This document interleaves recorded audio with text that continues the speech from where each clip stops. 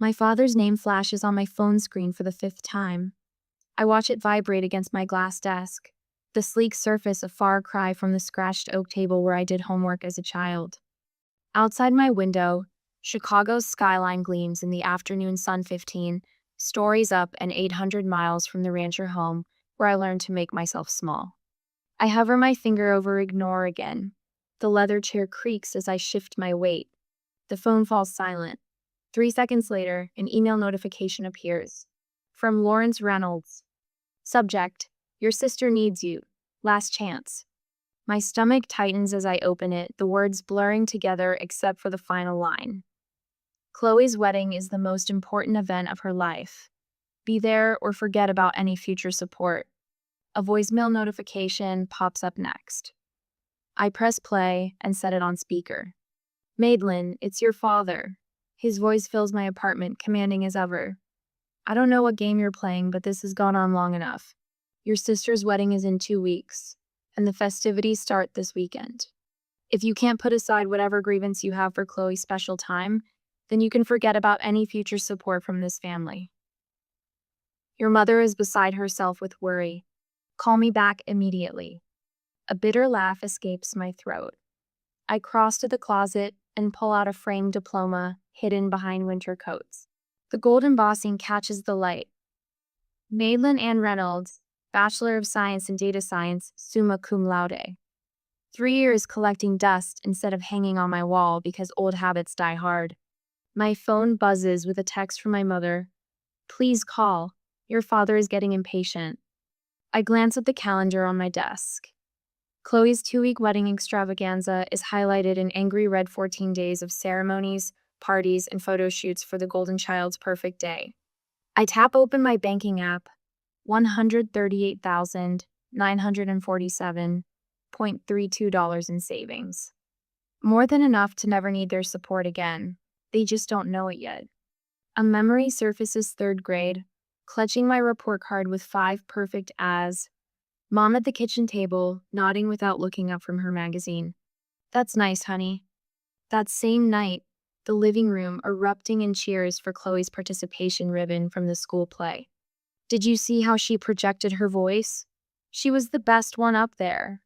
Dad's face glowing with pride while I sat invisible on the stairs. The science fair my sophomore year. The blue ribbon I won for analyzing local water quality. The empty chairs where my parents should have been, they'd gone to Chloe's soccer game instead. She'd scored 1 goal and they talked about it for weeks. Principal Williams handed me my award. Your parents must be so proud. I nodded, the hollow feeling in my chest already familiar. Then senior year, the thick acceptance package from the University of Chicago. My hands trembling as I read the scholarship offer. Chicago? Mom's forehead creased with concern. That's so far away. Chloe might feel inferior if you go there when she's just attending community college. Dad didn't even look up from his newspaper. We've discussed this. You're staying local. End of story. The quiet negotiation that followed. I could live in the dorms at State, just 20 minutes away. For quiet study, I'd argued. They agreed, believing I'd surrendered. 2 weeks later, I boarded a bus to Chicago with everything I owned in 2 suitcases, leaving a carefully crafted paper trail of community college registration and a fake dorm assignment. The calculated risk of my first real independence. Now I stand before my bathroom mirror, no longer the invisible daughter. My reflection shows someone they wouldn't recognize confident, successful, unburdened by the need for their approval. I return to my desk and trace my fingers over my name on the diploma. Madeline Ann Reynolds, product analyst, 6-figure salary, invisible no more. My laptop screen glows as I open the airline website. My fingers move decisively across the keyboard, booking a first-class ticket home. Time they finally see me, I whisper to my reflection in the darkened screen. I pack my designer luggage with precision, tucking the diploma between layers of clothes. A gentle smile spreads across my face as I imagine their expressions when they finally learn who I've become. Have you ever had to hide your success from those who should have celebrated it most? What would you do if your family only valued you when they needed something from you? My homecoming is about to teach them a lesson they never expected. The rental car crunches over familiar gravel. I park behind a florist span unloading cascades of white roses. My childhood home has transformed into something from a bridal magazine, with ivory fabric swags draped across the porch railings. My mother opens the door before I knock. Her hair is colored a precise shade of honey blonde, not a strand out of place. Madeline, finally. Her hug feels like a performance, too stiff and too brief. Decided to support your sister, I see. Inside, the house smells of vanilla candles and fresh paint. Wedding planning has turned every surface into a staging area. My father emerges from his study, reading glasses perched on his nose. He doesn't hug me, just nods over a clipboard. Good, you're here. The programs need to be folded and these guest welcome bags assembled. He thrusts the clipboard into my hands. Chloe needs these done by 4. I just walked in the door, Dad. And now you have something useful to do. Chloe appears at the top of the stairs, phone pressed to her ear. No, I specifically said cascading arrangement, not gathered. This is literally ruining everything. She spots me and holds up one finger in the universal sign for wait. Do you understand this is the most important day of my life? When she finally descends, she air kisses near my cheek. Mad, thank God. The caterer's threatening to quit, and Mom is useless with the seating chart. Nice to see you too, Chloe. Elliot's planning this surprise for the reception, and I need to make sure it coordinates with everything else. Elliot? I set down my bag. Her fiancé, my mother supplies. You'll meet him at dinner. He's absolutely wonderful. Such a brilliant investor. Crypto millionaire, Chloe corrects with obvious pride. Elliot Brady arrives at precisely 6:30, carrying an expensive bottle of wine and wearing a smile that doesn't quite reach his eyes. He's taller than I expected, with the kind of clean-cut handsomeness that belongs in commercials for luxury watches. The mysterious sister finally appears. He grips my hand too firmly. Chloe said you were some kind of computer genius hiding away in the big city. Product analyst, I correct. Sounds intense. He winks. I've got some friends developing an AI trading platform, revolutionary stuff. We should talk shop sometime. During dinner, Elliot dominates with tales of crypto investments and exclusive opportunities. My father hangs on every word. So which exchanges do you primarily trade on? I ask, during a rare pause. Elliot's smile freezes momentarily. Oh, a mix. Mostly private platforms, exclusive access through my network. Fascinating. And your company's based where? We're decentralized, he replies smoothly. The beauty of blockchain, right? I've got partners in Singapore, Zurich, Dubai. My father shoots me a warning look. Madeline, not everyone wants to discuss business at dinner. Later, searching for wedding programs in my father's study, I stumble across refinancing paperwork for the house, dated 3 weeks ago. The property I grew up in, which had been nearly paid off, now carries a sizable new mortgage. Voices drift from the adjacent dining room. Lawrence, are you sure about this second mortgage? My mother's worried tone freezes me in place. That's everything from my inheritance, too. Helen, Elliot has guaranteed 20% returns minimum. But $115,000 is... You wouldn't understand investments like these. My father cuts her off. This is what building real wealth looks like. I lean against the wall, my analyst brain calculating risk factors. Second mortgage, family savings, inheritance, all flowing toward Elliot's vague investment opportunity. He's a fraud. Aunt Helen's voice is barely above a whisper as we stand in the back garden, supposedly admiring her contributions to the wedding flowers. You see it too? I ask. She nods, her gray eyes so similar to mine sharp with concern. Your father won't listen to me. Started talking about how I've always been jealous of his success. Mr. Wilson down the street lost $50,000 in an exclusive investment opportunity last year, she continues. Sounded awfully familiar when I heard about Elliot's proposals. Madeline? A familiar voice calls from the fence line. Mr. Thomas, my old science teacher, waves. I've been following your career.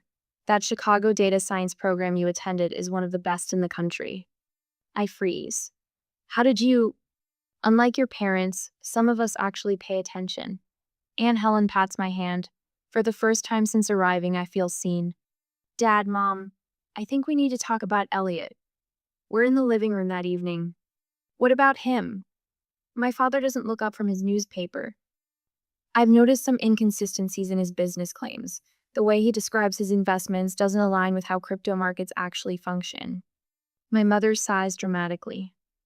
Honestly, Madeline, you've always been jealous of your sister's happiness. This isn't about jealousy. His investment claims don't make mathematical sense. My father finally looks at me, his expression hardening. You don't understand business at this level, Madeline. Not everything fits into your little spreadsheets. The front door opens, and Chloe enters with Elliot. She immediately senses the tension. What's going on? Your sister has concerns about Elliot's business. Chloe's face crumples. Are you serious? You show up after 3 years and immediately try to ruin the only good thing in my life? Elliot places a protective arm around her. It's okay, babe. Some people just don't understand innovation. I look at their faces defensive, dismissive, deluded, and realize I've miscalculated. They don't want the truth. They want the comfortable fiction that makes Chloe special and Elliot a prince. The invisible daughter sees everything, but no one wants to look. When you see loved ones heading for disaster, how far should you go to protect them from themselves? Would you risk further rejection to save family who never appreciated you? I tuck myself into the corner booth at Rosie's coffee shop, the same spot where I studied calculus during high school. The vinyl seat squeaks beneath me, familiar yet foreign now.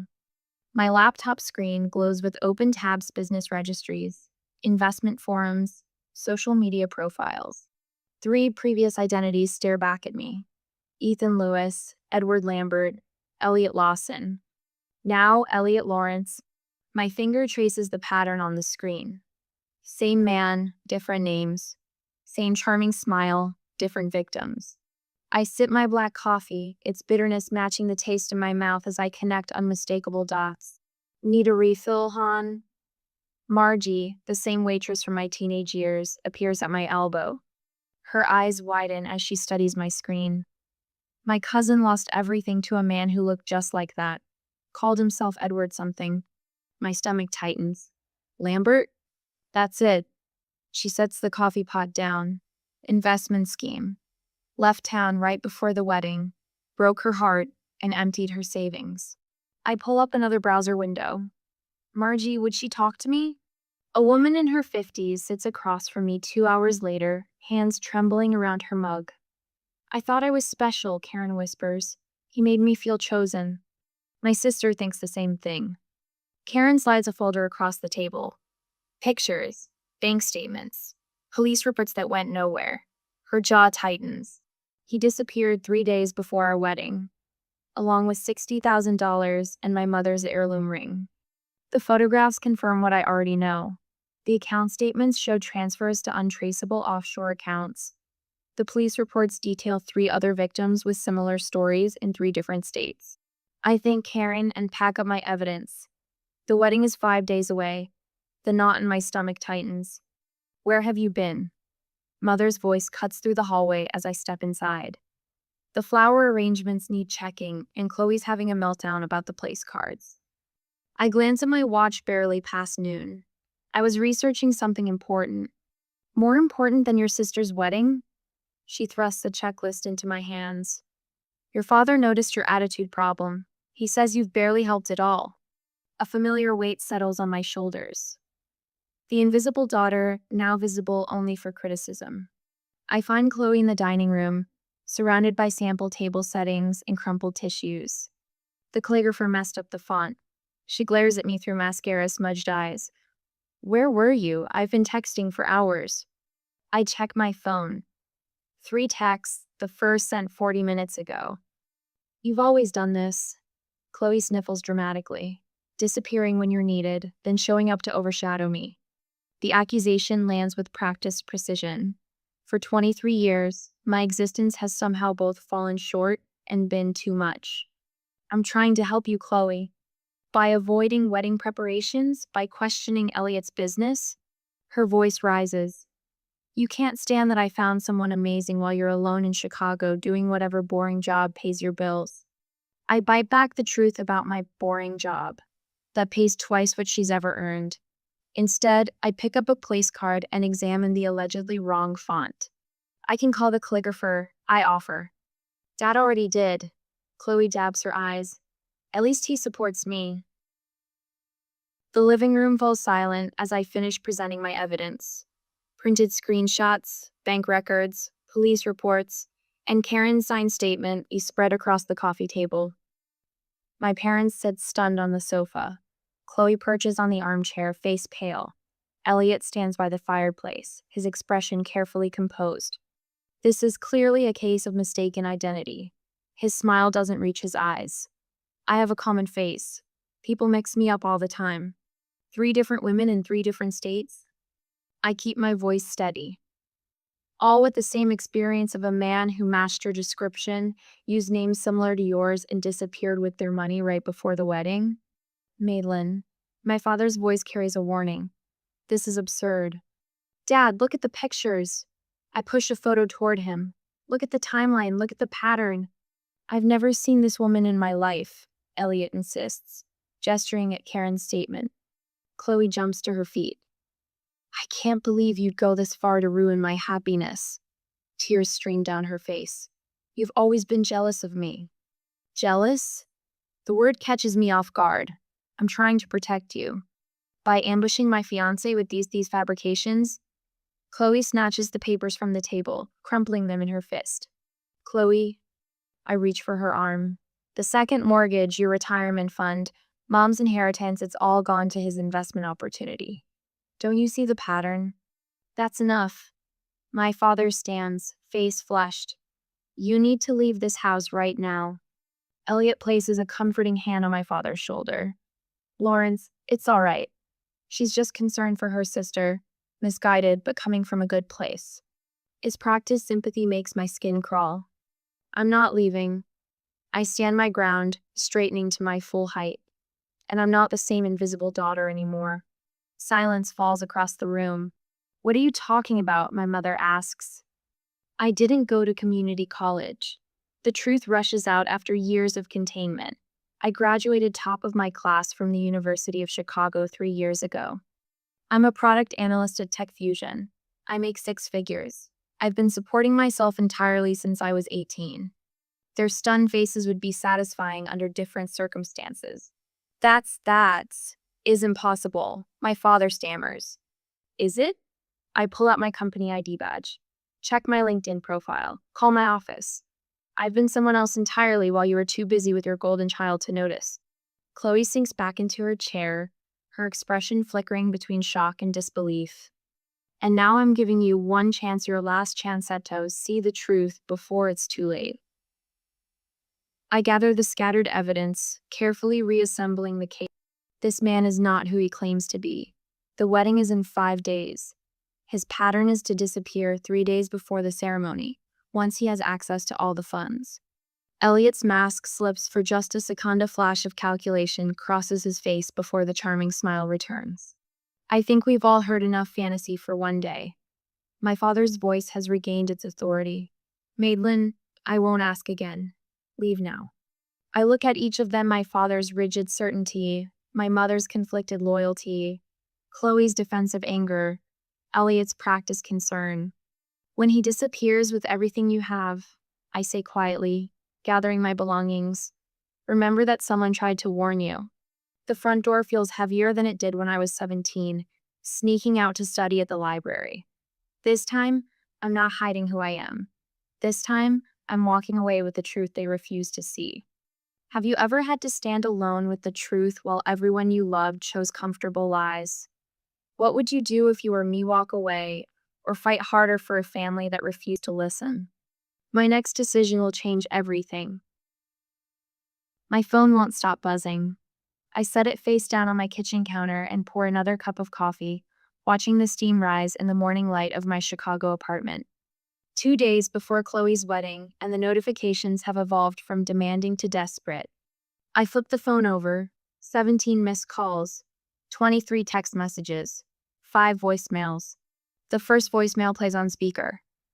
Madeline, he's gone. My father's voice cracks a sound I've never heard before. Elliot disappeared last night. Call us back. The second, the accounts are empty. Everything. Even your mother's retirement fund. His commanding tone has vanished, replaced by something hollow. The third catches me off guard. The police said without a written contract, there's little they can do. My mother's voice trembles. They called it a civil matter. Please, Maddie, we need you to come home. She hasn't called me Maddie since I was 10. Chloe's text glows on the screen. You were right. I didn't listen. Please help us. I trace my finger around the rim of my coffee mug. From my 15th floor window, Lake Michigan stretches blue and boundless. 15 stories up and a lifetime away from the family that only sees me when disaster strikes. My mentor Vivian answers on the second ring. You sound troubled, she says instead of hello. They finally believe me about Elliot, I tell her, now that he's gone with their money. And they want your help. Yes. Vivian's silence holds years of wisdom. She helped me build my career when my own parents couldn't be bothered to attend my graduation. What are you considering? She finally asks. I press my forehead against the cool glass of my window. I haven't decided yet. Boundaries aren't walls, Madeline. They're doors you control. After we hang up, I book a flight home for the second time this month. The difference. This time, I pack only enough clothes for 3 days. The wedding tent stands half dismantled in the backyard when my cab pulls up. White chairs stacked against the fence. The elaborate flower arrangements now wilting still adorn the porch rails. My mother opens the door before I knock. Her makeup-free face aged 5 years in 2 days. You came. Her arms hover for a hug I don't step into. My father paces the living room, phone pressed to his ear. He hangs up when he sees me. His eyes flick to my designer handbag, the watch on my wrist. We thought perhaps you might be able to help with. He clears his throat. Financial assistance. Until we sort this out. What will the Hendersons think? My mother wrings her hands.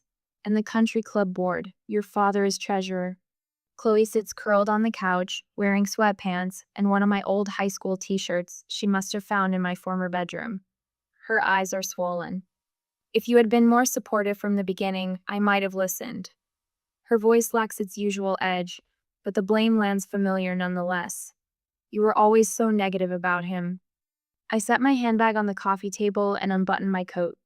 The living room feels smaller than I remember.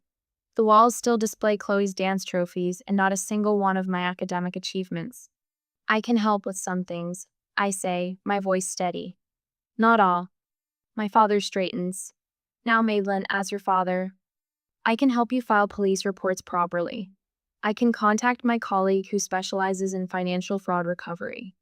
I can connect you with a lawyer who handles cases like this. I take the points off on my fingers. I cannot replace the money you lost.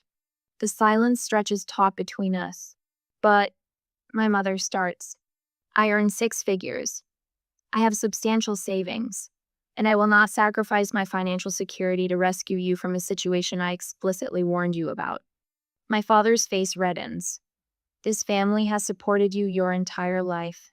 A laugh escapes me short, unexpected. Did you? When? We put a roof over your head, food on the table. That's the legal minimum, Dad. Chloe uncurls from the couch. So you're just going to abandon us? After being right? Is that what matters to you, being right? I meet her gaze steadily. What matters to me is being respected, being heard. I exhale slowly. You need me now, but you've never wanted me.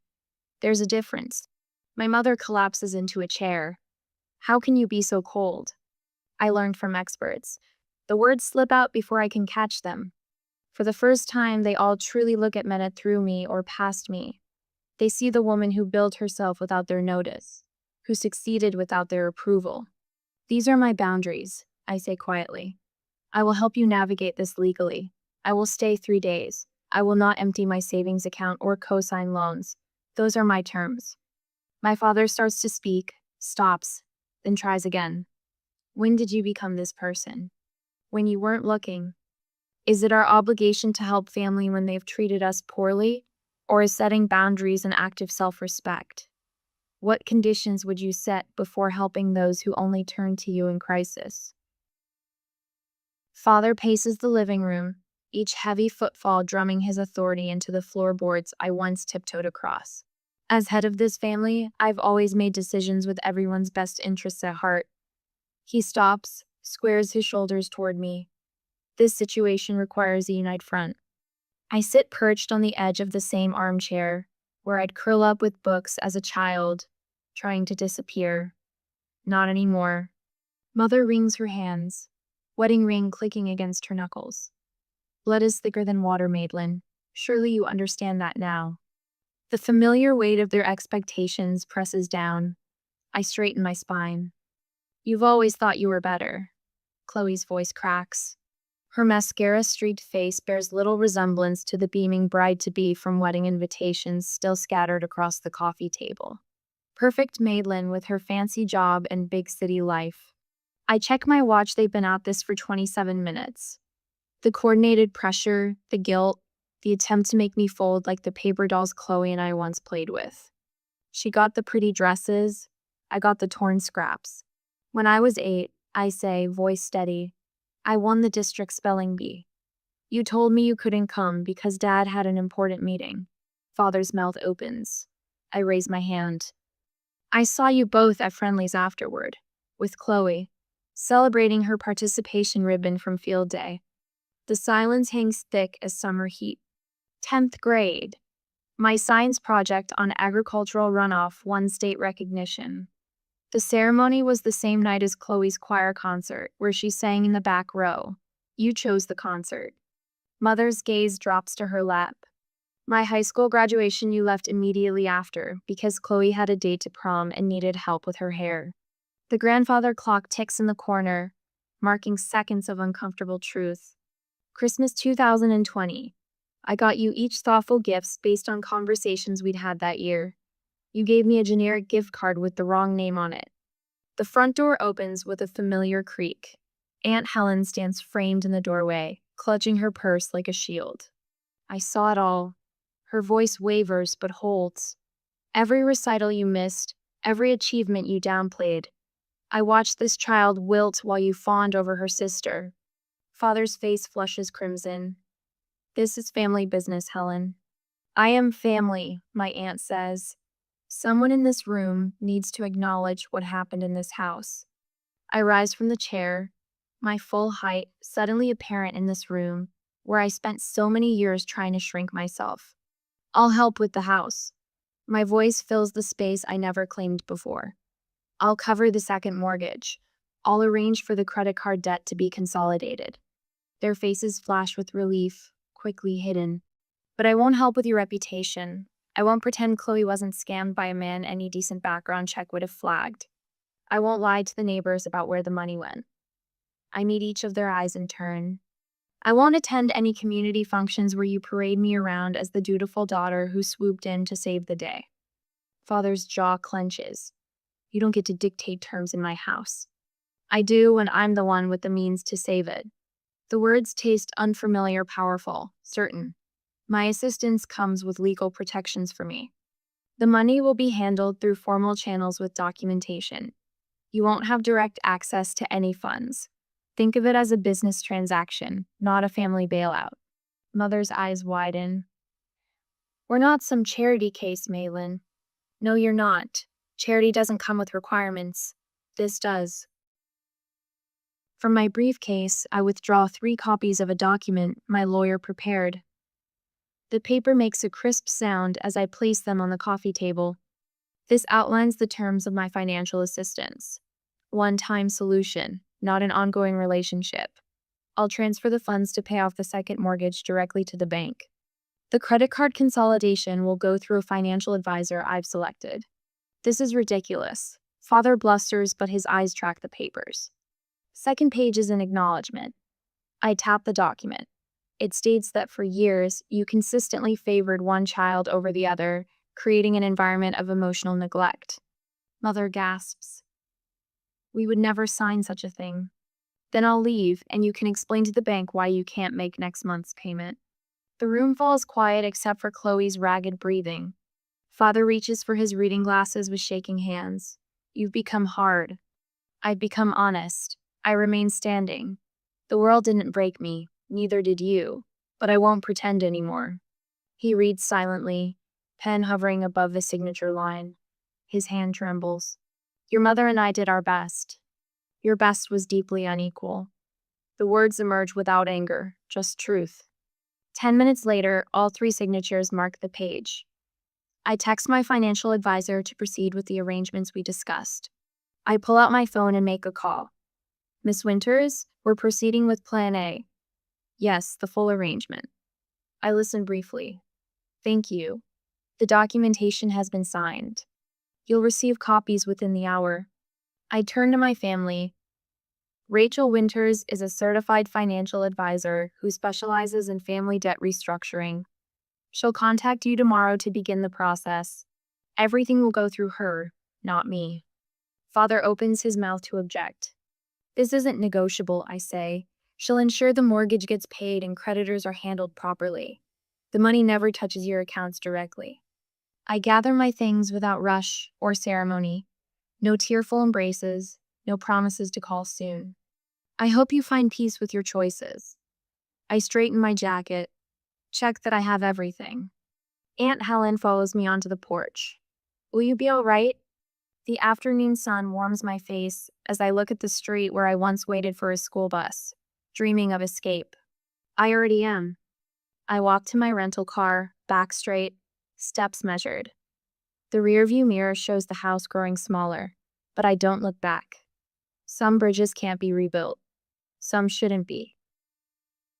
Sunlight streams through the bay windows of my home office, casting golden rectangles across the maple desk where I've arranged my life in neat, purposeful rows. My Chicago apartment is gone traded for this craftsman bungalow with its solid bones and history. 1 year since I walked away from the Reynolds family drama. The diploma now hangs centered on the wall. Madeline Ann Reynolds, Bachelor of Science in Data Science, summa cum laude. No longer hidden behind winter coats. No longer a secret. My laptop chimes with an incoming video call from Layla, the third student in my mentorship program for first-generation college women. Her face appears, bright with news about a scholarship interview. I used that preparation technique you taught me, she says, tucking her dark hair behind her ear. When they asked why I deserved it more than others, I didn't apologize or minimize. I told them exactly what I'd accomplished with it. And I lean forward. Her smile breaks wide. They called an hour ago. I got it. You earned it, I correct her gently. There's a difference. After the call, I step into my backyard garden. Spring has coaxed the first green shoots from soil I've amended and nurtured through seasons of patience. My fingers brush the tender leaves of tomato seedlings. These will grow strong, unlike the withered roots I left behind. The letter from my therapist, Dr. Chen, sits on the patio table. 1 year of weekly sessions documented in her precise handwriting. Patient demonstrates significant progress in establishing healthy boundaries and recognizing her inherent value, separate from family validation. Wednesday afternoons still belong to the community center where I teach financial literacy to young women.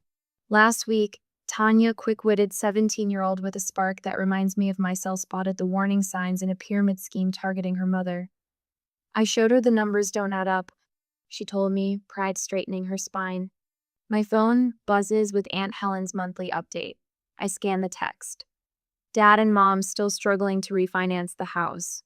Chloe working part-time at the local bank, attending therapy twice a month. No mention of attempts to contact me directly. The boundary holds firm on both sides. The garden timer chimes. Time to prepare for tonight. The community center auditorium fills with steady applause as I walk toward the podium. The mentorship program I founded has been recognized for its impact on first-generation college students. The award feels substantial in my hands, glass and metal catching the light, solid and real. I scan the crowd as I speak. No empty chairs where parents should sit. Instead, Dr. Chen nods encouragingly from the third row. My neighbor Mrs. Grayson, who brings me heirloom tomato seedlings, beams with unrestrained pride. Colleagues from work who value my analytical mind for exactly what it is. Friends who ask how I'm doing and actually wait for the answer. When I started this program, I tell the audience, I thought I was helping others find what I never had. What I discovered instead was that worth doesn't come from external validation. It grows from within when we truly see ourselves. Back home, I opened my laptop to finalize details for the Reynolds Visibility Scholarship for academically accomplished students whose achievements have been overlooked. The essay question reads, describe a time your contributions went unrecognized and how you maintained your sense of value. A notification pops up email from Sasha, my first mentee. You saw me when no one else did. That changed everything. As twilight softens the edges of the day, I water my garden with methodical care. The tomato plants stand alongside peppers, zucchini, and herb Sichuan, chosen, planted, and tended by hands that know their own strength. The rustle of leaves in the evening breeze sounds like whispered approval. I touch the stem of a rose bush I pruned severely last fall. It's sprouting new growth, stronger than before. Some things grow stronger when cut back, I whisper, a smile tugging at my lips as I survey the life I've built thriving, rooted, and finally, completely visible. I wake up at 9 on Thanksgiving morning to something wrong. Silence.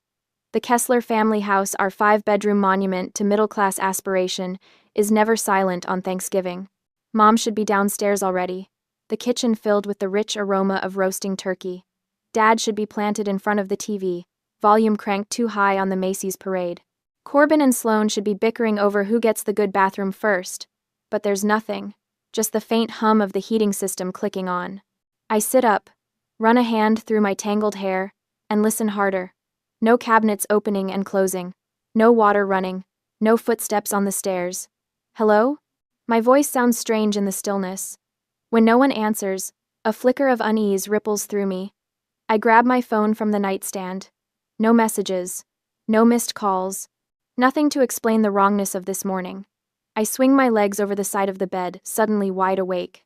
The hardwood floor feels cold against my bare feet as I pad to the hallway. Mom? Dad? I call out, louder this time. The doors to my siblings' rooms stand open, beds empty and hastily made. Not slept in at all, by the look of them. Downstairs, the kitchen is spotless. No turkey thawing on the counter. No ingredients lined up for stuffing or cranberry sauce. Just my coffee mug from last night sitting alone in the otherwise empty sink. I walk to the front window and pull back the curtain. The driveway is empty. All the cars are gone, my parents' sedan, Corbin's beat-up Jeep, even the 7-seater SUV I filled with gas yesterday for our planned drive to Uncle Dean's house. A ridiculous thought flashes through my mind. Maybe they ran out for cranberries or another last-minute ingredient. But the house doesn't feel like they just stepped out. It feels cold, abandoned. I grab my phone again, pull up my mother's contact. It's gone. My father's number gone too. I scroll frantically through my contacts. Corbin, Sloane, even Rhett, all deleted. What the hell? I mutter, my heartbeat quickening. Then I remember. Last night. Rhett borrowing my phone. Hey sis, can I check the score real quick? My phone's dead. 19 years old and still can't remember to charge his phone. I'd handed it over without a second thought. Clever, but not clever enough. Rhett isn't the sharpest tool in the shed. He deleted the entries but didn't block the numbers. I still have our call history, and I know most of their numbers by heart anyway, but Uncle Dean's I know for sure. I tap it in, and hit call, pacing the kitchen as it rings. Hello? His voice sounds relaxed, cheerful. Uncle Dean, it's Krista. Where is everyone? A pause. Krista? Oh, you're still home? Something in his voice makes my stomach drop. And then I hear it in the background, the rhythmic sound of waves crashing against a shore. Somewhere distant, the faint, unmistakable plucking of a ukulele. Where are you? I ask, though I already know the answer isn't his New England colonial, with the massive dining room table we were supposed to gather around today. Ah. His voice drops. Well, your parents wanted a big surprise for their 30th anniversary. They all flew to Maui last night. I grip the counter, my knuckles turning white. All of them? They figured you were busy with work, he continues, sounding uncomfortable now. And, well, they didn't want you to worry about the expense. The expense. The expense for the vacation they're taking with money I've been pouring into this house for years. Before I can respond, I hear a voice in the background. Sloan. God, are you talking to her? I thought the plan was to just let her stay home. Uncle Dean makes a shushing sound, but it's too late. I've heard enough. Krista, he starts. I end the call. The kitchen feels colder now as I stand motionless, my phone clutched in my hand. This wasn't some last-minute prank. This was planned, orchestrated. They deleted my contacts. They snuck out in the night. They left me behind deliberately. My gaze drifts to the calendar on the fridge, where I'd circled today's date and written, Thanksgiving at Uncle Dean's, in my neat handwriting. Next to it, the list of chores I'd completed to get ready. Clean guest bathroom, gas up SUV, pick up wine. This wasn't a prank. This was deliberate, malicious financial exclusion. They wanted a luxury vacation using the money I paid for the mortgage, and they didn't want me there. I wait for tears, for the crushing weight of betrayal to bring me to my knees. But it doesn't come. Instead, something strange happens. A crystalline clarity washes over me.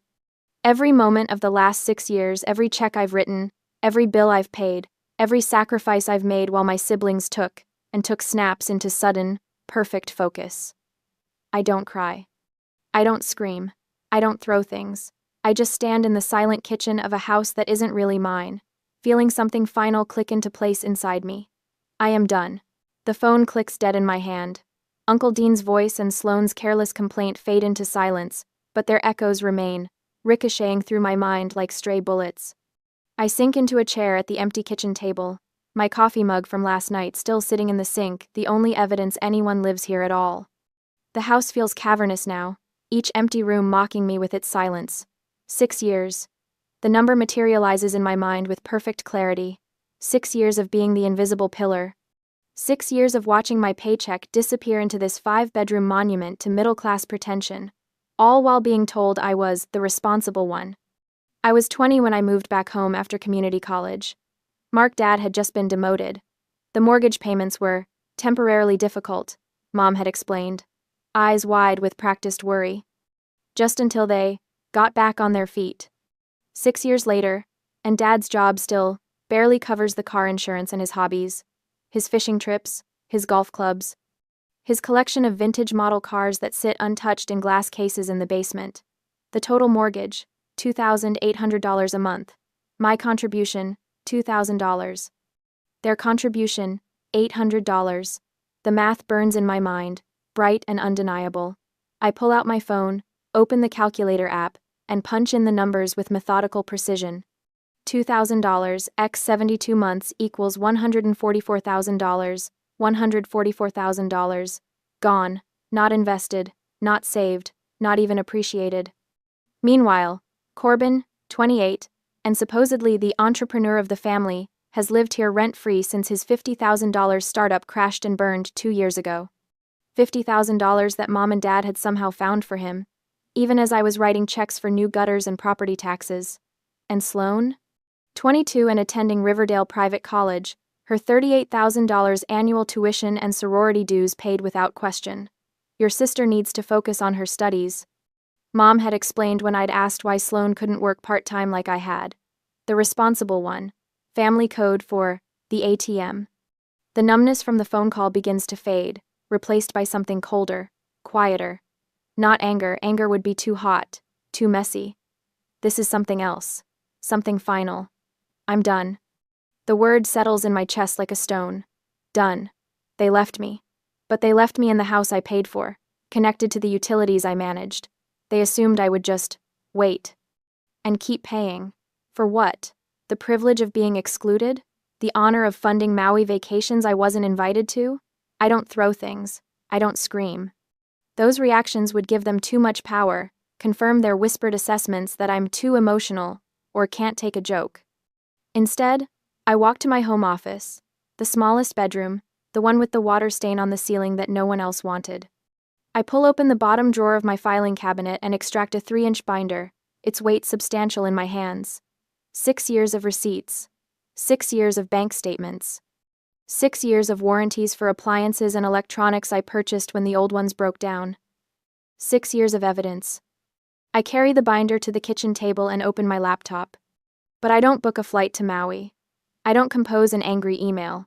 I don't even check social media to see if they've posted sunny photos from the beach yet. I Google local moving companies, immediate availability. Several options appear, but most are closed for the holiday weekend. One company, however, advertises a premium holiday emergency move service. Their rates are double the normal price. I dial the number. Reliable movers. This is Troy. Hi, Troy. I need to move out of my current residence. Tomorrow morning. Is that possible? Troy sounds surprised but professional. Yes, ma'am, but I should warn you our holiday rates are… That's fine. I cut in. I'll need a truck large enough for several major appliances and furniture pieces. We can handle that. 8 a.m. Work for you? Perfect. I hang up and look around the kitchen. The high-end, front-loading washer and dryer I bought last year after Sloan complained the old ones were gross. The 4-door smart fridge I purchased when the original one died during a heat wave. The $900 espresso machine Corbin and Sloan use every morning without ever buying a single bag of coffee. All in my name. All paid for with my money. They wanted to talk about expenses. Let's talk about expenses. I open my laptop again and search for studio apartments within a 30-minute drive of my office. Something becomes available next week, but I find a complex offering immediate move-in for an additional fee. I make the call, put down the deposit, and schedule the lease signing for tomorrow afternoon. Next, I create a detailed inventory of everything I've purchased for this house. The 80-inch 4K TV from the living room, my $2,500 bonus from last year, the high-speed Wi-Fi router and mesh system, the new dishwasher. Item by item, I catalog what's mine, not in anger, not in vengeance, in simple, cold accounting. 7 days, I think. They'll be gone for 7 days. When they return, expecting the comfort they've always taken for granted, expecting me to have maintained their lives in their absence, they'll find something very different waiting for them. I run my fingers over the binder, feeling the plastic cover, cool and smooth beneath my touch. 6 years of being the responsible one. 6 years of being the invisible foundation that everyone stands on but no one sees. I close the binder. I've been responsible long enough. The moving truck arrives at 8 the next morning. I stand in the driveway, my 3-inch binder tucked under my arm like a shield, watching 3 men in matching blue uniforms climb out. The logo on their truck premium holiday relocations cost me triple the normal rate, worth every penny. Miss Kessler? The foreman approaches, clipboard in hand. We're ready when you are. I nod, opening my binder to the tab section marked Purchases. Let's start in the living room. Inside, I point to the 80-inch 4K TV mounted on the wall. That comes down first. The foreman raises an eyebrow at the massive screen. Nice TV. My $2,500 bonus from last March, I say, tapping the receipt in my binder. The paper is crisp, preserved in a plastic sleeve. The bracket stays it came with the house. The men work with practiced efficiency. One disconnects cables while 2 others carefully unmount the TV. In less than 10 minutes, they're wrapping it in protective blankets. I move through the house like a general, binder open, pointing out each item. This isn't an emotional rampage. It's inventory management.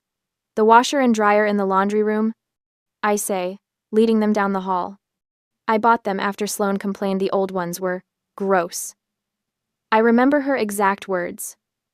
God, Krista, these machines are from the Stone Age. Can't we get something that doesn't look like it belongs in a gas station bathroom? In the kitchen, the foreman whistles at the massive stainless steel refrigerator. 4-door smart fridge. That's going to be tricky. It's empty, I assure him. Last night, I'd thrown out everything perishable and packed the rest in coolers now sitting in my car, and I've already disconnected the water line. They remove the refrigerator with careful precision, leaving a gaping hole in the custom cabinetry. The $900 espresso machine is next. I watch as they wrap it, remembering how Corbin and Sloan would use it every morning, leaving their empty cups scattered around the house. Not once in 3 years had either of them bought coffee beans. That was always my job, like everything else. Wi-Fi router and mesh system. I say, pointing to the sleek devices. All 4 nodes throughout the house, the ones that powered Corbin's endless job searches and Sloane's Instagram empire. Room by room, the house empties of everything that's mine. The movers work quickly, professionally, asking few questions. I answer the ones they do ask with calm precision. No, that stays. Yes, that goes. Careful with that, it's fragile. By noon, the truck is half full, and the house already feels different. Hollower, lighter. With each item that leaves, a weight lifts from my shoulders. The ghosts that have haunted me, expectations, obligations, guilt, seem to fade with every empty space created. Taking a break for lunch, ma'am, the foreman tells me. I nod and walk through the quieter house while they eat in their truck. My footsteps echo on the hardwood floors now that the area rugs, also mine, are gone. In the living room, the wall looks naked without the TV. In the kitchen, the refrigerator's absence reveals years of dust and a single magnet that had fallen behind it, a Hawaiian sunset from some previous family vacation I hadn't been invited to. This isn't destruction, I remind myself. This is reclamation. By 4 in the afternoon, they've loaded everything that's mine. I stand in the driveway, signing the paperwork as they secure the truck. Address for delivery? The foreman asks. I give him the information for my new studio apartment. The lease started yesterday, paid 3 months in advance. After they leave, I return to the house. The emptiness is jarring but satisfying. I pull out my phone and start recording, walking from room to room, documenting the condition of the property. No damage to the walls where the TV hung, no scratches on the floors where the furniture slid out. No dents in the door frames. Evidence, just in case. In the kitchen, I open cabinets that now hold only the mismatched mugs and cheap plates my parents had before I started upgrading our home. The pantry contains just the basics: my father's sugary cereals, my mother's diet crackers, the cheap coffee no one actually drinks. Upstairs, I enter what was my bedroom. The bed remains, but the premium mattress I bought last year is gone, leaving just the cheap box spring that came with the house. My dresser is gone. My bookshelf is gone. I sit cross-legged on the floor, open my laptop, and begin making calls. First, to the power company. Yes, I need to cancel service at 1342 Oakwood Lane, I say, voice steady. The account is under Krista Kessler. May I ask why you're canceling, Miss Kessler? The representative asks. I'm moving. Simple. Truthful. I see. There will be a final reading tomorrow, and service will be disconnected by 5 p.m. Is there a forwarding address for the final bill? I provide my new address, then make the same call to the water company, and another to cancel the internet service that powered our whole smart home system. Each call takes less than 10 minutes. Each representative is professionally indifferent to my decision. By 6 p.m., I've made all the calls. Every utility will be shut off within 48 hours before my family returns from their Hawaiian paradise. Night falls. The house is dark except for the single lamp I've left plugged in my room. I shower in the now empty bathroom, dry myself with the one towel I've kept out of my luggage, and sleep on a blanket on the floor of my old bedroom. In the morning, I load my remaining bags into my car. I've left nothing behind that's truly mine. In the kitchen, I place my house keys on the counter. Beside them, I stack the new, unpaid utility bills I collected from the mailbox yesterday. All addressed to Mark and Brenda Kessler. All services they've enjoyed without thought because I handled them. I take one last look around the empty house. 6 years of my life. $2,000 a month. $144,000. I lock the door from the inside, step out, and pull it shut behind me with a satisfying click. In my car, I check the time. 6 days until they return from Maui. 6 days until they discover what responsibility actually costs. Tick-tock, I whisper as I drive away, heading toward my new, much smaller, infinitely more peaceful home. 6 days later, the family is back. I'm sitting in my new studio apartment when my phone buzzes with a notification from the Ring doorbell app I never deleted. A final loose end I deliberately left untied. The app shows the Kesslers have returned, dragging oversized suitcases up the front walk.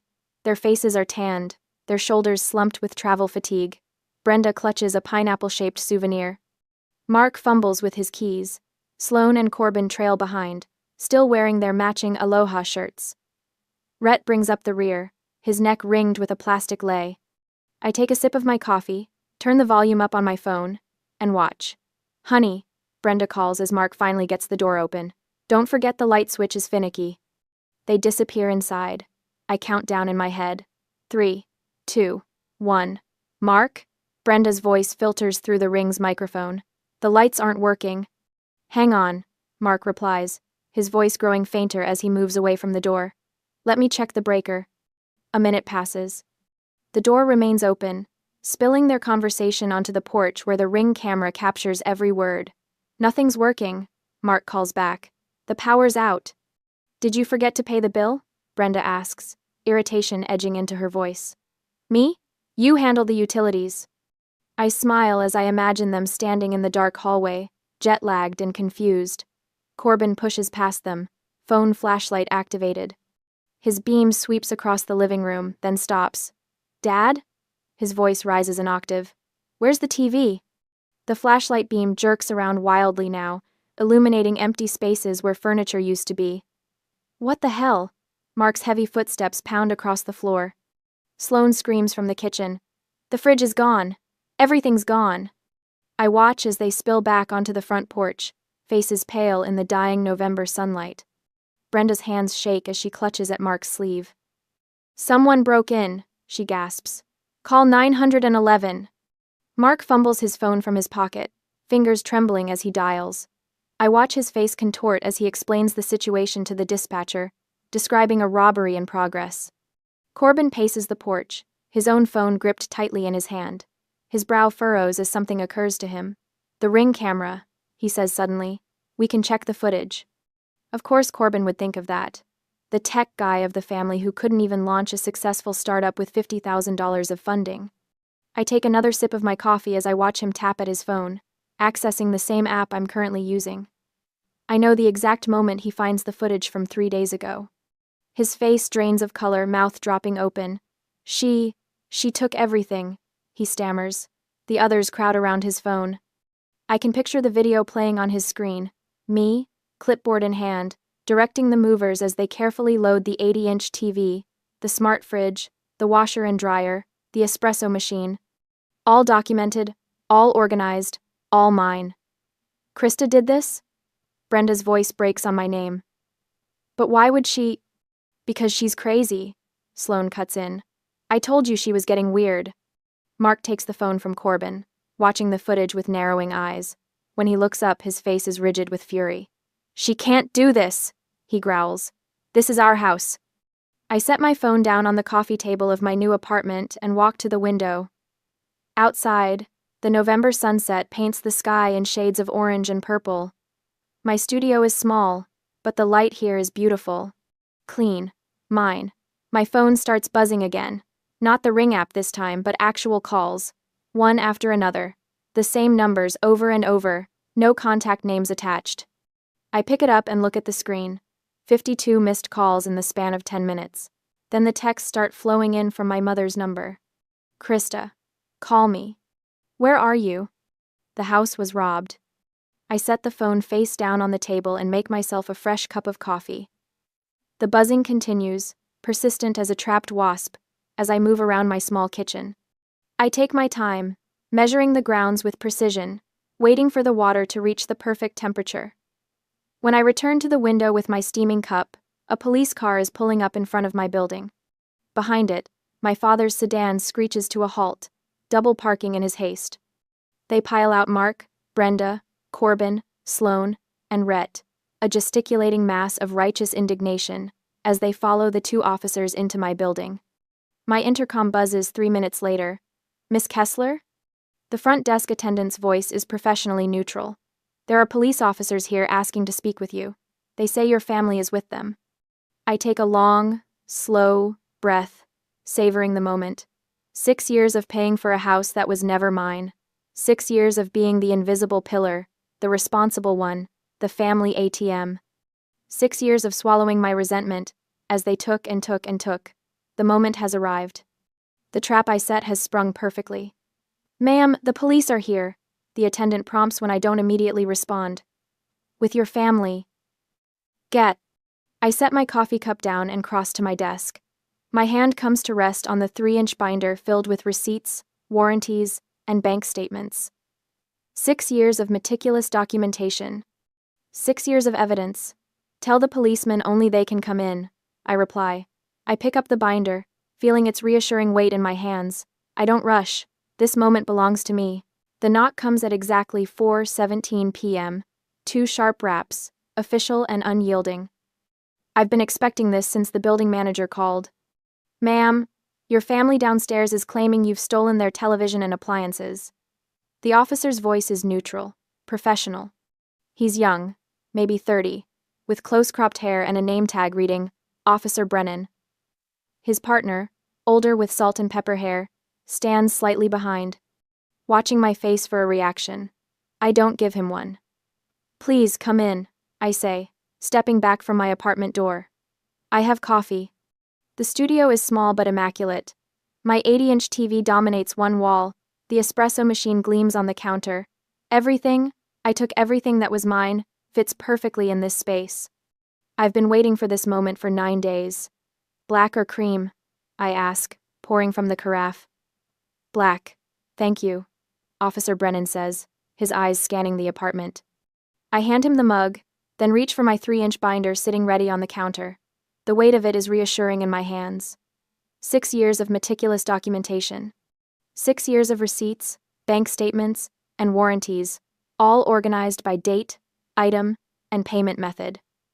This should clarify things, I say, handing him the binder. The lead officer takes it, balancing his coffee in one hand. He flips it open, his expression unchanging as he turns the plastic-protected pages. He pauses at the invoice for the TV. This is the television they're referring to? The 80-inch 4K?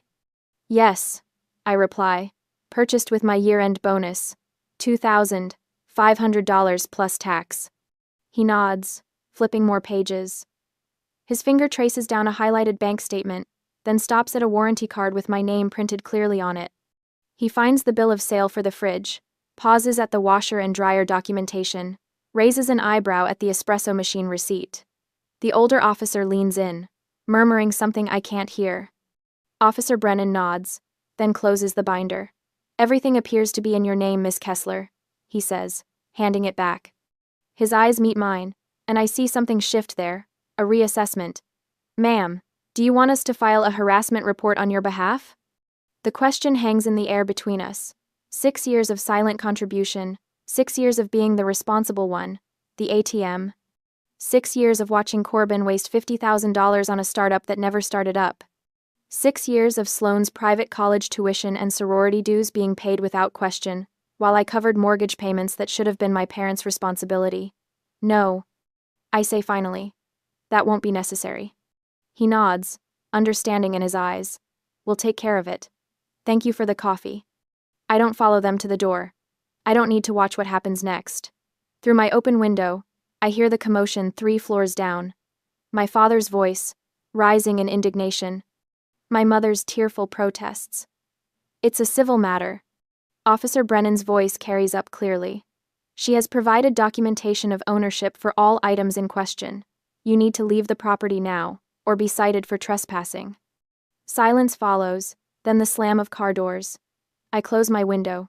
3 weeks later, I'm pushing my cart through the produce section of Greenway Market when I spot them. Corbin and Sloane, huddled near the organic apples, scanning the store, waiting for me. I consider abandoning my half-filled cart, but something hardened inside me weeks ago hasn't softened. I push forward.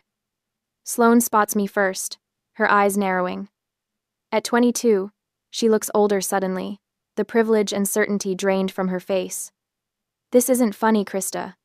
She hisses as I reach for a bag of Honeycrisp apples. Mom is crying every day. You need to fix this. I place the apples in my cart, moving past her without response. Corbin steps into my path. His usually perfect hair is uncombed, his designer shirt wrinkled. Just turn the internet back on, he says, desperation edging his voice. How am I supposed to apply for jobs? You've gone too far. I look at my 28-year-old brother, really look at him. The failed entrepreneur, the eternal student, the perpetual child. You're 28, Corbin, I say, the words falling like stones between us. Get your own Wi-Fi. I push my cart past them, their protests fading behind me. The weight of the binder isn't in my hands anymore, but I feel lighter all the same. 2 months later, a manila envelope arrives at my door. Inside, a summons to small claims court. They're suing me for $5,000 in emotional damages and stolen property. My mother's signature on the complaint form is shaky but determined. They tried everything else. This is their last stand. The courtroom is smaller than I expected, with worn wooden benches and fluorescent lights that buzz overhead. My parents sit across the aisle, not looking at me. Corbin and Sloan aren't here. Perhaps they couldn't be bothered to wake up in time for the 9 a.m. hearing. Kessler versus Kessler, the clerk calls. We approach the bench. My father speaks first, a carefully rehearsed speech about family obligations and property rights. He mentions the house, their house, and how I abandoned them without warning. He talks about the difficulties they've faced without proper appliances, about the emotional toll, about my theft of family items. When he finishes, the judge turns to me. And your response, Miss Kessler? I don't speak. Instead, I place my 3-inch binder on his desk. The sound it makes is final, definitive. He opens it, frowning slightly at first, then with increasing interest as he turns the pages. 5 minutes pass in silence as he reviews bank statements, receipts, and utility bills in my name. Mr. Kessler, he says finally, closing the binder. These items appear to be legally purchased and owned by your daughter. Furthermore, I see evidence here that she contributed $2,000 monthly toward your mortgage for 6 years while living in your home. Is that correct? My father shifts uncomfortably. Well, yes, but... And you're claiming she stole property that she herself purchased? It was for the family, my mother interjects. She can't just take it. The judge's expression hardens. Mrs. Kessler, I suggest you not speak out of turn. He turns back to my father. This case is dismissed. And Mr. Kessler, I would caution you about bringing frivolous claims to this court. There are penalties for perjury. The gavel comes down with a crack that echoes through the small courtroom. My parents don't look at me as they leave. I gather my binder and walk out alone, into the cold air. I don't look back. I don't need to. 4 months later, I'm sitting on the small balcony of my studio apartment. The air is cold against my skin, but I don't mind. I wrap my fingers around a steaming mug of coffee, the expensive kind Corbin used to drain from my machine without ever buying a replacement bag. My apartment isn't much. 400 square feet that would fit inside the Kessler family living room with space to spare. But every inch of it is mine. Every utility bill has only my name on it. The silence here isn't the hollow absence of people who should be present. It's peace earned and protected. Uncle Dean called last week. He waited until he knew I'd be home from work, his voice careful when I answered. The house is gone, he said without preamble. Foreclosed after 3 months. They couldn't make the payments. I took a sip of tea, letting the information settle. Where are they living now? 2-bedroom rental across town. Mark and Brenda took the master. Rhett's on the couch. Sloan and Corbin are sharing the 2nd bedroom. He paused. Sloan had to leave Westlake. She's at community college now. Westlake University. $45,000 a year in tuition alone. Sorority dues on top of that. All while I quietly transferred $2,000 to my parents' account every month for 6 years. Krista, they're really struggling, Uncle Dean said, his voice dropping into that guilt-inducing register family's perfect over generations. Did they ask you to call me? Not exactly, but... Then they're not struggling enough, I replied, surprised by my own steadiness. They'll figure it out. They're adults. The consequences arrived like dominoes falling. The 2-bedroom apartment, Sloan's transfer, my father having to find an actual full-time job for the first time in 15 years. My mother selling her jewelry on Facebook Marketplace. Reality, crashing down on people who thought they could fly forever on someone else's wings. I take another sip of coffee, watching the sun climb higher. My phone buzzes with a notification. LinkedIn. I tap the screen. Corbin Kessler has sent you a message. I open it with mild curiosity. Hey sis, hope you're doing well. Listen, I've got an interview at Meridian Tech next week. Any chance you could be a reference? You know how reliable I am when I put my mind to something. I stare at the message, my finger hovering over the screen. 28 years old, and still convinced the world owes him a cushioned landing. I click ignore, then block his profile for good measure. 4 months ago, I woke up in a cold, silent house, abandoned by the people who should have been there. I remember standing in that kitchen, the moment everything crystallized, the soft click of realization like a lock turning. Now I sit in my own space, smaller but infinitely more honest. My bills are reasonable because I only pay for what I need. My shelves hold books I actually read. My refrigerator contains food only I eat. People ask if I ever feel guilty. Former coworkers who heard through the grapevine. The few friends who know the whole story.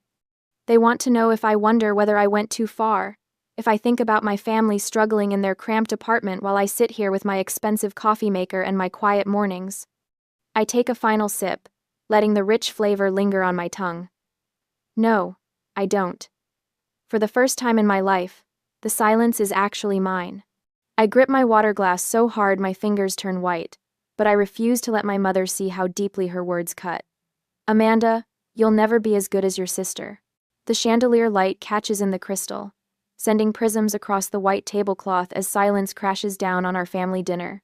Sierra's promotion celebration dinner, the reason we're all gathered around my parents' mahogany table on a Wednesday night. The dinner I rushed to after a 10-hour workday, barely having time to change from my rumpled blouse to a fresh one.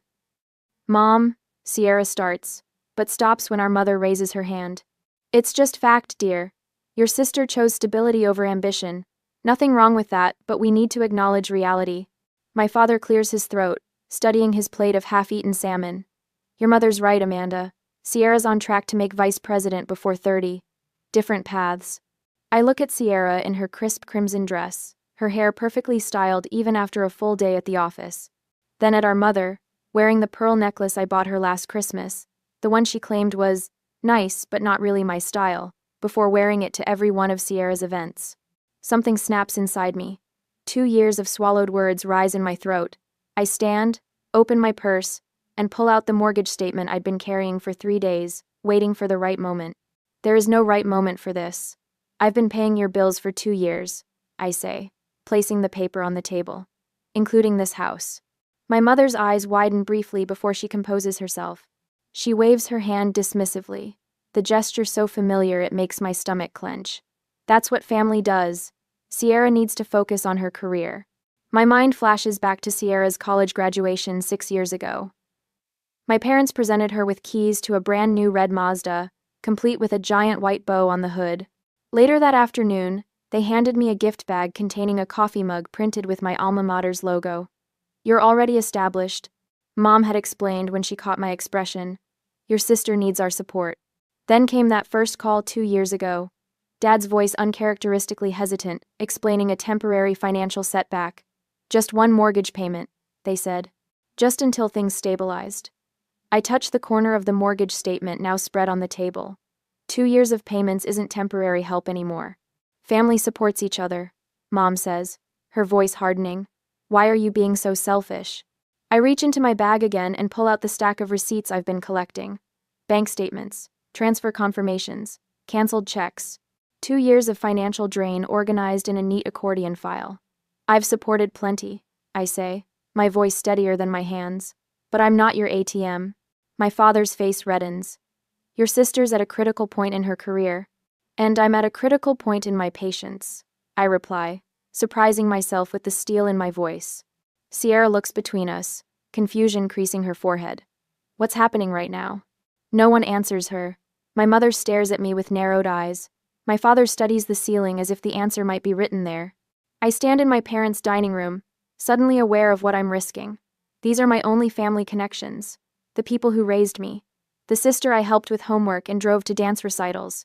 Yet looking at their faces, I see for the first time how they measure my worth, not in love or memories or shared blood, but in dollars I can provide while staying conveniently in the background. I'll be taking a break from family dinners, I say, gathering my purse.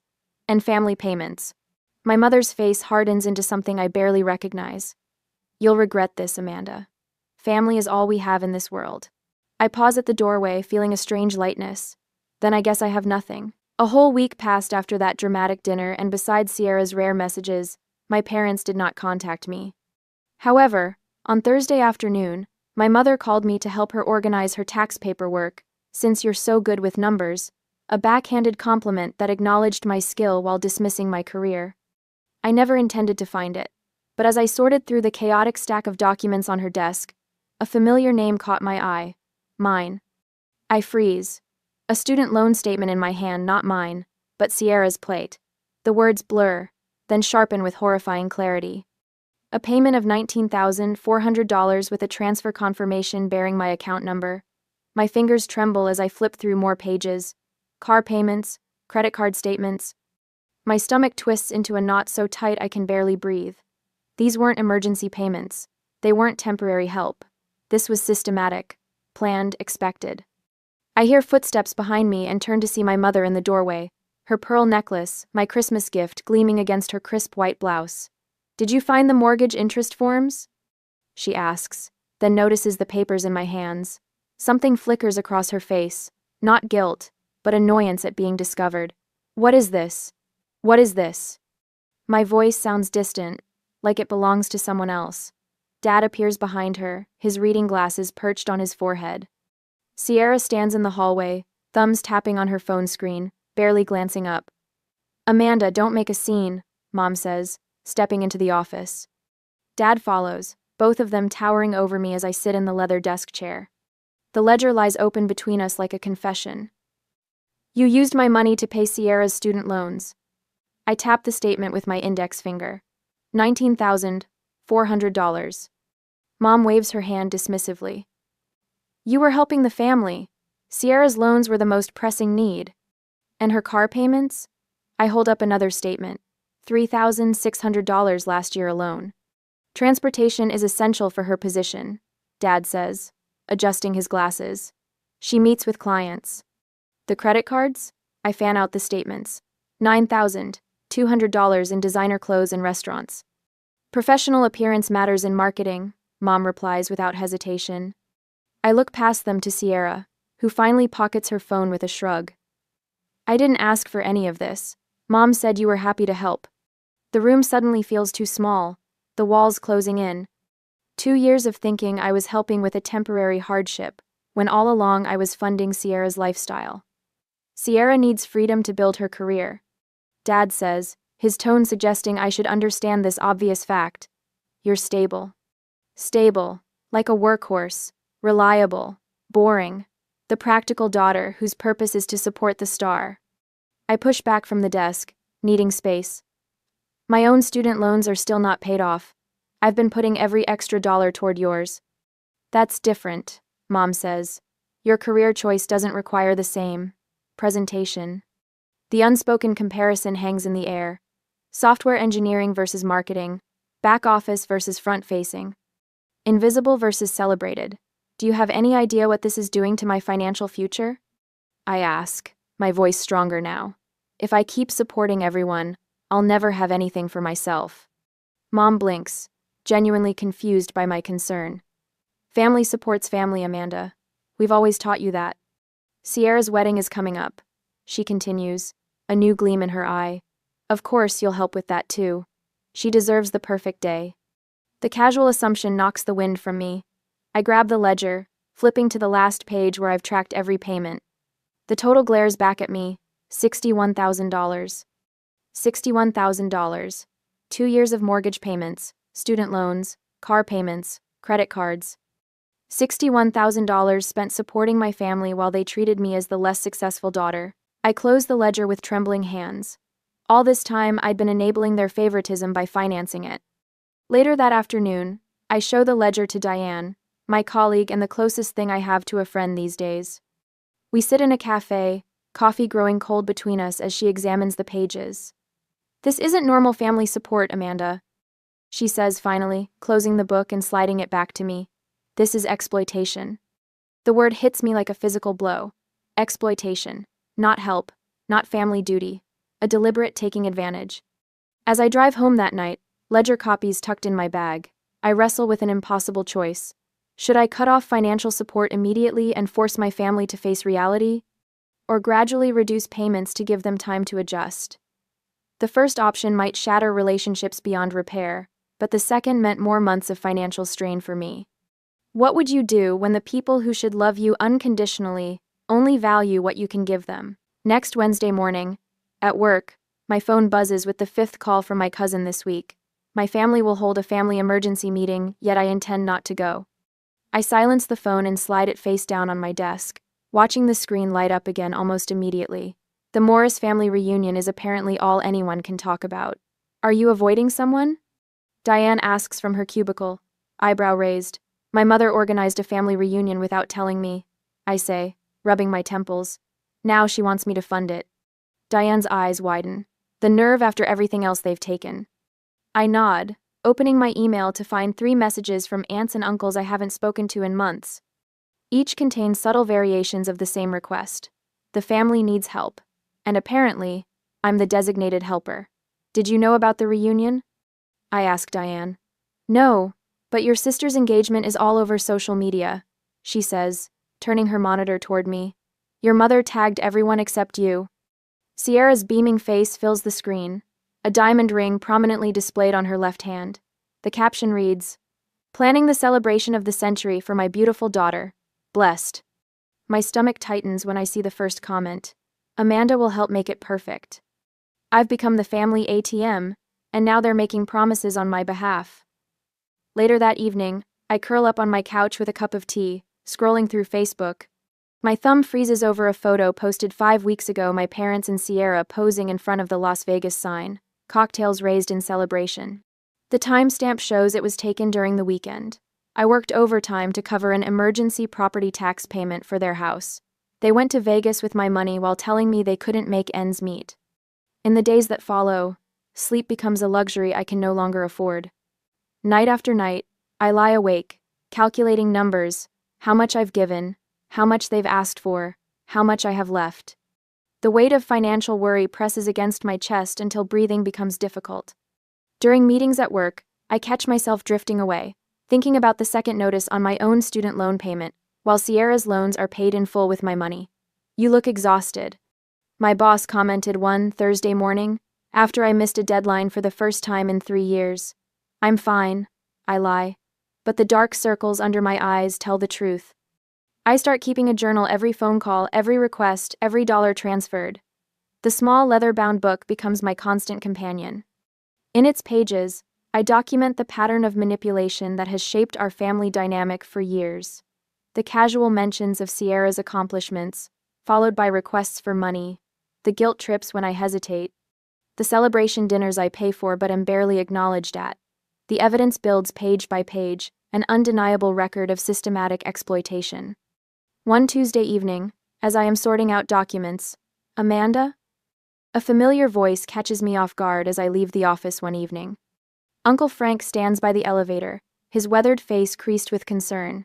Uncle Frank, I say, surprised. What are you doing here? Looking for you, he says simply. You've missed the last 3 family gatherings, not like you. I look down, unsure how to explain. I always thought you were the backbone of this family, he continues, his voice gentle. Now I'm wondering if they've been taking advantage of that strength. His words hit with unexpected force, and I blink back sudden tears. The following Saturday, I find myself in my parents' kitchen. Sierra sits at the counter flipping through bridal magazines while my mother circles venue options in red pen. The country club deposit is due next week. My mother says without looking up. Sierra deserves the perfect celebration. You can cover the venue deposit next week. Not a question. A statement. Something in me snaps a clean, decisive break. I'm not paying another cent, I say, my voice steady. For anything. The room goes silent. Sierra's head jerks up from her magazine. My mother freezes, pen hovering over the page. Don't be ridiculous, she finally says, but uncertainty flickers across her face. I'm serious, I continue, finding strange power in the stillness of my voice. I've paid the mortgage, Sierra's loans, credit cards, car payments. I'm done. My mother's mouth opens and closes, fish-like, as she searches for the manipulative words that have always worked before. But for the first time, I see her tactics clearly. The guilt, the comparisons, the subtle insults wrapped in maternal concern. I've been financing my own mistreatment. You can't just, she begins. I can, I interrupt, and I am. The next day, Diane spreads spreadsheets across her dining table, calculator in hand. Without supporting them, she says, circling a number, you could pay off your student loans in 3 years instead of 15. The figure stares back at me, a future I hadn't dared to imagine. Uncle Frank calls that evening. I spoke with your mother, he says. She's not happy. I know. Good, he responds firmly. Sometimes family needs to learn hard lessons. I'm proud of you for setting boundaries. That night, I open my laptop and begin searching for job opportunities outside of Austin. Seattle catches my eye-tech jobs with higher salaries, a fresh start 3,000 miles from Texas. I allow myself to imagine a life built around my own needs and dreams instead of my family's demands. The next morning, I drive to the bank and request printouts of every transaction for the past 2 years. The clerk raises an eyebrow at the volume but complies. Hours later, I organize the stack of papers chronologically, highlighting each payment to my parents. Tucked among my father's financial documents, I discover a statement for an account I've never seen before. An account with a balance that contradicts every claim of hardship he's made. He's been hiding money while I've been draining my savings to support them. My phone rings just as I process this discovery. My mother's name flashes on the screen. We're having an emergency family responsibility meeting tomorrow, she announces without greeting. The mortgage payment didn't arrive. I know, I say, feeling calmer than I have in years. I told you I'm done paying. This isn't a game, Amanda, she snaps. Be here at 6. I hang up and look at the evidence spread across my table, proof of years of manipulation and exploitation. For the first time, I hold all the cards. I'll be there, I whisper to myself. With receipts. On Tuesday evening after work, I arrive 15 minutes early for the family meeting, parking my Toyota 2 houses down from my parents' colonial-style home. The weight of the 3-inch black binder on my passenger seat represents 2 years of financial drainage, meticulously organized by category and date. Uncle Frank's advice echoes in my head when he called me this morning. Don't let them control the narrative. The familiar smell of lemon furniture polish hits me as I enter without knocking. In the dining room, my parents sit at opposite ends of the table like monarchs awaiting a subject. Sierra perches uncomfortably between them, scrolling through her phone. You're early, Mom says, surprised briefly, crossing her face before she composes herself. I place the binder in the center of the table, the soft thud drawing everyone's attention. I wanted to make sure we had enough time. Dad shifts in his chair. Time for what exactly? I open the binder to the first tab labeled Mortgage. The pages inside contain highlighted bank statements, transfer confirmations, and a running total. Time to go through everything I've paid for over the past 2 years. My voice sounds different, controlled, businesslike. Let's start with the mortgage. 24 payments at $1,200 each. That's $28,800. Mom's eyebrows shoot up. That can't possibly be right. I flip to the next section. Student loans. Sierra's, not mine. $19,400. Dad's face pales as he glances toward the binder. His fingers drum against the polished mahogany. Car payments for Sierra's Mazda. $3,600. I turn another page. And finally, credit card bills, mostly for clothing, restaurants, and Sierra's work trips. $9,200. Sierra's phone slips from her hand, clattering against the table. That's more than I make in 3 months. The grand total, I say, turning to the summary page with the figure highlighted in yellow, is $61,000. Mom's lips press into a thin line. You're exaggerating. Half those payments were gifts. You offered to help. I have proof for every dollar. I pull out a manila folder containing copies of every check, every transfer receipt. The stack lands with a satisfying thickness beside the binder. Would you like to go through them one by one? This is ridiculous, Dad mutters, but his eyes avoid mine. Sierra reaches for the folder, paging through the evidence with trembling fingers. Her usual confidence evaporates as she stops at a credit card statement, showing charges for her interview suits. I had no idea, she whispers. Mom said you were happy to help, Sierra continues, looking up with confusion clouding her eyes. She said you wanted to contribute because you had extra money with your tech salary. Extra money? My laugh comes out harder than intended. I still have my own student loans to pay off. I've been putting off dental work because I couldn't afford it. There was never extra money. When Sierra asks me why I never told her how much I was contributing, I hesitate. Should I explain that our parents had sworn me to secrecy to protect her confidence, or was it better to let her discover their manipulation on her own? Before I can decide, the doorbell rings. Perfect timing. Mom rises, smoothing her cardigan. We're in the middle of something. That would be Uncle Frank, I say. I asked him to join us. Dad's head snaps up. Frank, why would you? Uncle Frank's voice booms from the entryway as he lets himself in. Hello, everyone. Hope I'm not late. My mother's face tightens as her brother settles into a chair beside me. He nods toward the binder. I see Amanda's showing you the numbers. You knew about this? Mom asks, betrayal in her voice. I suspected, Uncle Frank says, his normally jovial tone serious. Family helps each other in emergencies, not as a permanent arrangement. What you've been doing to Amanda isn't right, Elaine. The silence that follows feels like a physical presence in the room. My mother stares at her brother, then at me, realizing that her carefully constructed narrative is crumbling. I am no longer isolated. Sierra breaks the quiet. Jenna asked me yesterday why Amanda never comes to family events anymore. She seemed concerned, like she knew something was wrong. Your friends don't understand our family dynamics, Mom says dismissively, but uncertainty creeps into her voice.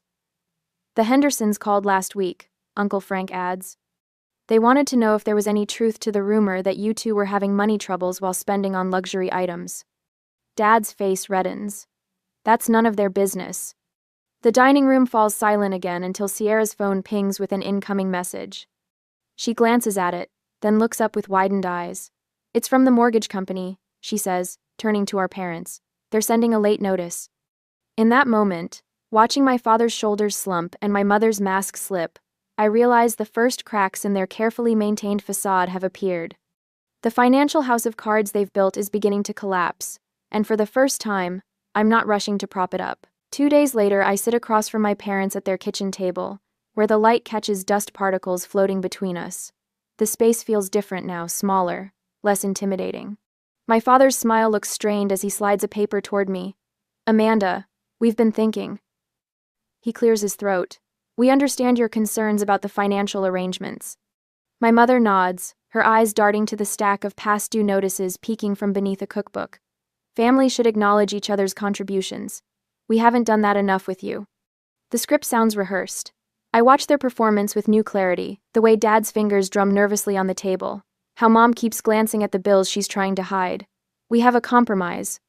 Mom continues. If you resume the mortgage payments, we'll make sure everyone knows how much you help. Sierra, too. Dad leans forward. Think about what you're risking, Amanda. Family relationships can't be repaired once they break. Is that what you want? Their words hang in the air between us, a final attempt to reclaim control. 2 months ago, I might have folded. 2 weeks ago, I might have negotiated. Today, I simply open my laptop.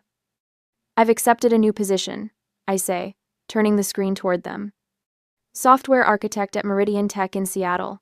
I start next month. The color drains from my mother's face. Seattle? That's across the country. The salary is $135,000, I continue, pulling up a spreadsheet I've prepared. That's $33,000 more than I make now. Dad leans forward. That's wonderful, honey, but... And without supporting this household, I interrupt, highlighting a row on my budget. I'll save approximately $3,200 every month. My mother's lips press into a thin line.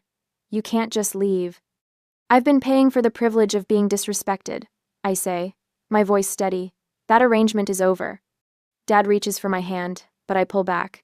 Amanda, be reasonable. I am being reasonable. For the first time in years. My phone buzzes with a text from Uncle Frank. Everyone's here, ready when you are. I need to go, I say, closing my laptop. Sierra's dinner starts in 30 minutes. My parents follow. The restaurant buzzes with conversation as I enter the private room. Uncle Frank reserved. Sierra sits at the head of the table in a cream-colored dress, surrounded by aunts, uncles, and cousins I haven't seen in months. My parents trail behind me, confusion evident on their faces. What is this about? My mother whispers harshly. I don't answer, making my way to Sierra. She looks up, her smile faltering when she sees my expression. Amanda? What's going on? I place a wrapped gift box in front of her. The silver paper catches the light from the chandelier above. I wanted to show you something. To all of you, I say loudly enough for everyone to hear. The room quiets. Open it. Sierra hesitates before carefully removing the wrapping paper. Inside lies a leather-bound portfolio containing every financial record, receipt, and bank statement from the past 2 years. Here's my gift to you, the truth about who's been supporting you. Sierra flips through the pages, her expression shifting from confusion to shock. It's all there, I say quietly. $61,000 over 2 years. Sierra looks up, her eyes filling with tears. She turns to our parents, who stand frozen near the doorway. How could you? My mother steps forward. Sierra, this isn't the place. No, Sierra snaps, holding up a page. We need to fix this at this moment. Uncle Frank stands. Your sister has been carrying this family while being treated like she's less successful than you. Aunt Patricia gasps. Martha, is this true? My mother's face reddens as murmurs spread through the room. My father stares at the floor. Sierra pushes back from the table and walks to me, still clutching the portfolio. Her voice drops to a whisper. I never knew you cared so much for me. A tear slides down her cheek. From now on, live for yourself. The room watches in stunned silence as Sierra confronts our parents, demanding answers I've sought for years. I feel something loosen in my chest, a knot of resentment and obligation beginning to unravel. Later that week, I hear through Uncle Frank that my parents are considering selling their house. Without my monthly contributions, they can't afford the mortgage. Part of me wonders if any relationship with them can be salvaged, or if I even want to try. I tape shut another moving box in my apartment, marking it kitchen with a black marker. Seattle awaits a new job, a new home, a new start. As I wrap glasses in newspaper, I find the photo album I'd tucked away years ago. Opening it reveals faded pictures of family vacations, holiday gatherings, birthday celebrations, smiling faces that look like strangers now.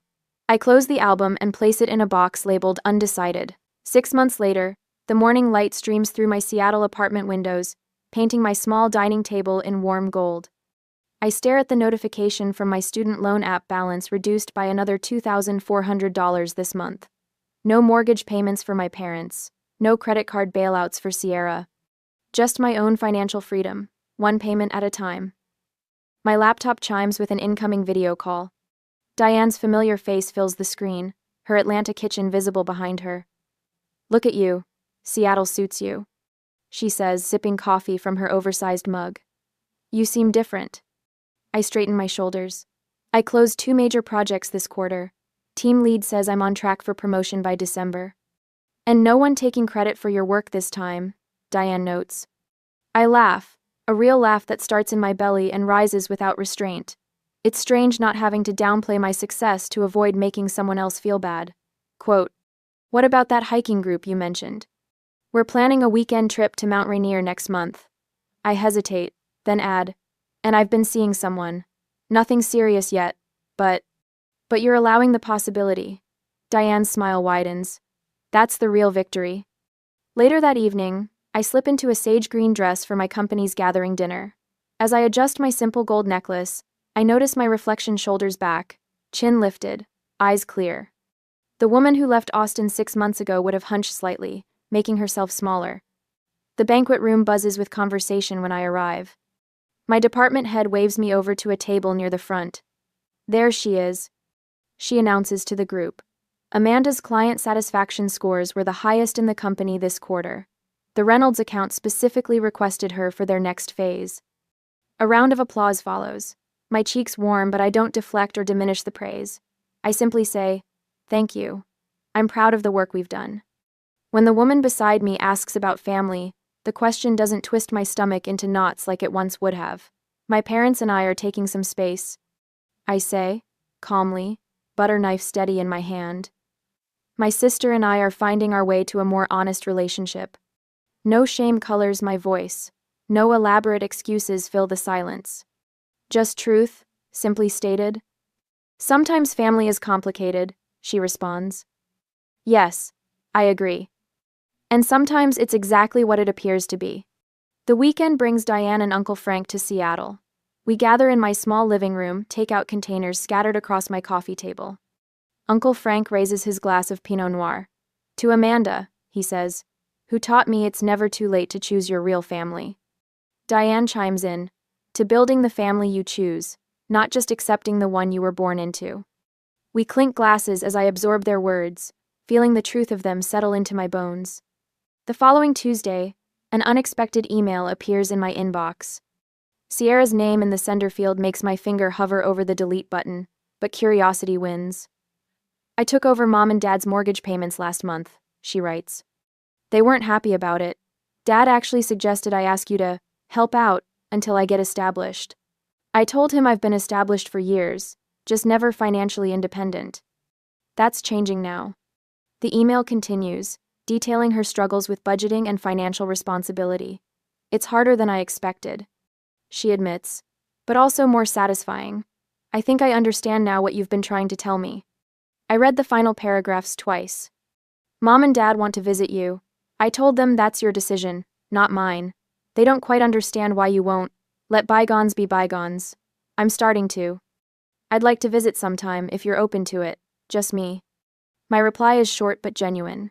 Not ready for Mom and Dad yet, but I'd love to show you Seattle in the spring next year. As I close my laptop that evening, I wonder about the fine line between forgiveness and self-protection. Sierra seems genuinely changed by confronting our family's patterns, but our parents remain unchanged. What would you do? Attempt to rebuild relationships with those who've proven unwilling to change, or focus on nurturing connections with those who respect your boundaries?